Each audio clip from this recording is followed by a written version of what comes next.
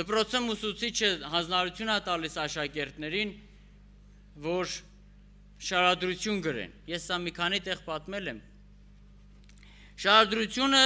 վերնագրում են այս ձև, որ մի շաբաթվա մեջ իրա կողքի աշակերտների վրա ով ինչ թերություն որ տեսել է, շարադրի, որ շաբաթվա վերջ բերեն ներկայացնեն ուսուցչին, որ ամեն մեկը տեսնի, թե ինչ թերություն կա։ Երբ որ շաբաթվա վերջ է գալիս, այդ հանձնարարականները հավաքում են, որպեսզի ստուգեն, դե ամեն մեկը իր անկերոջ վրա ինչ թերություն որ տեսնում է, բերում է ցույց է տալիս, թե ով ինչ է արել, ու աշակերտներից մեկը բերում է մի հատ լիստը բերում է ներկայացնում, որ լրիվ սպիտակ է վրան, ոչ մի բան չկա գրած։ Եվ այս ուսուցիչը զարմացած հարցնում ասում է, միթե դու ամբողջ շաբաթվա ընթացքում ոչ մեկի վրա թերություն չտեսար։ Եվ ինչ է պատասխանում այդ աշակերտը այդ ուսուցչին։ Ասում է, գիտեք, երբ որ դուք այդ հանձնարարականը տվեցիք,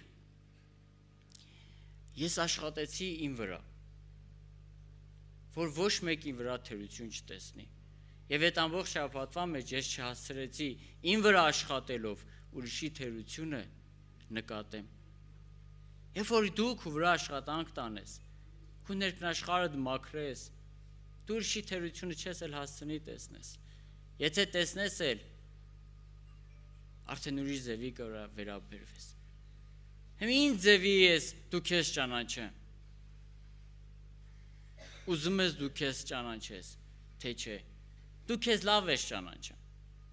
Դու գիտես դու ինչ վիճակի մեջ ես։ Աստված քեզանից ավել է ճանաչում։ Դրա համար մի թաքցնի քեզ Աստծուց, խոստովանվի քո մեղքը, քո անօրենությունը, ընդունի ինչ վիճակի մեջ ես եւ հավատա բժշկությունը դրանից հետո է գալիս։ Թող Տիրոջ անունը փառավորվի, ամեն։ Աղոթենք։